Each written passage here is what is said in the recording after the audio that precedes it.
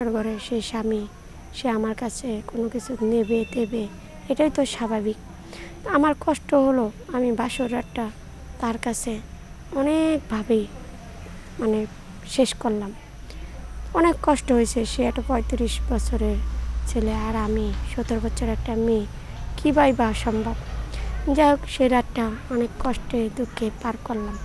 পার করার পরে কিন্তু কতদিন যায়, বছর 6-1 যায়, যার পরে তারও বয়স বাড়ে, আমারও যৌবনের চাহিদা বাড়ে। তখন যখন যৌবনের চাহিদা বাড়ে, আমারও ভারপ্রান্তিক হয়ে যায়, তখন তো আমার চাহিদাটা বেশি। তো চাহিদাটা যখন বেশি হয়ে যায়, তখন আমার স্বামী আমার সাথে আর এরকমভাবে মেলামেশা করে না। যদি আমি চাই 2 বার, সে দেয় 1 বার, সে 1 বার দিল এরকম না, সপ্তাহে 1 বার। কিন্তু আমার তো চাহিদাটা পূর্ণ হয় না। তো চাহিদা পূর্ণ না হওয়ার কারণে তখন কি করব? অনেক চাই, পাই না। আসে, শুয়ে থাকে, তার গায়ে হাত দিল, আমি তার সাথে সময় কাটাইতে পারি না। তো এরকম করার পরে আমার একটা মনসুস্থ হয়ে গেল। তুই পারস না, তুই আমার মনের কথা বুঝোস না, চাহিদা বুঝোস না, তো তোর জন্য আর কি করতে পারি। আসসালামু আলাইকুম রাহমাতুল্লাহি ওয়া বারাকাতুহু। আশা করি সবাই ভালো আছেন, আমিও ভালো আছি। আপনাদের কাছে আমার কিছু জীবন কাহিনী নিয়ে আসলাম। আমার বাবা মা আমাকে 17 বছরে বিয়ে দেয়, 17 বছরে বিয়ে দেয়। যখন বিয়ে দেয় তখন আমার বয়স কতটুকু, তো খুব ভয় পাইতাম যে বিয়ে হবে, স্বামী সংসার করতে পারবো কি না, স্বামী বাসর ঘরে কি হবে না হবে। তো বিয়ের পরে আমাকে বাসর ঘরে দিল।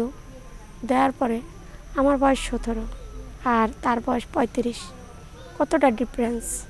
যাক, বাসর ঘরে সেই স্বামী সে আমার কাছে কোনো কিছু নেবে দেবে, এটাই তো স্বাভাবিক। আমার কষ্ট হলো আমি বাসর রাতটা তার কাছে অনেকভাবেই শেষ করলাম। অনেক কষ্ট হয়েছে। সে একটা 35 বছরের ছেলে আর আমি 17 বছর একটা মেয়ে, কীভাবে বা সম্ভব। যাই হোক, সেই রাতটা অনেক কষ্টে দুঃখে পার করলাম। পার করার পরে কিন্তু কতদিন যায়, বছর 6-1 যায়, যার পরে তারও বয়স বাড়ে, আমারও যৌবনের চাহিদা বাড়ে। তখন যখন যৌবনের চাহিদা বাড়ে, আমারও ভারপ্রান্তিক হয়ে যায়, তখন তো আমার চাহিদাটা বেশি। তো চাহিদাটা যখন বেশি হয়ে যায়, তখন আমার স্বামী আমার সাথে আর এরকমভাবে মেলামেশা করে না।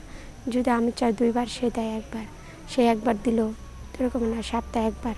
কিন্তু আমার তো চাহিদাটা পূর্ণ হয় না। তো চাহিদা পূর্ণ না হওয়ার কারণে তখন কি করব? অনেক চাই, পাই না। আসে, শুয়ে থাকে, তার গায়ে হাত দিল, আমি তার সাথে সময় কাটাইতে পারি না। তো এরকম করার পরে আমার একটা মনসুস্থ হয়ে গেল। তুই পারস না, তুই আমার মনের কথা বুঝোস না, চাহিদা বুঝোস না, তো তোর জন্য আর কি করতে পারি। লাস্টে যাইয়া ওর ছোটো ভাই আমার দেবর, চিন্তা ভাবনা করলাম আমার দেবরের সাথে বাকি জীবনটা আমি কাটাবো।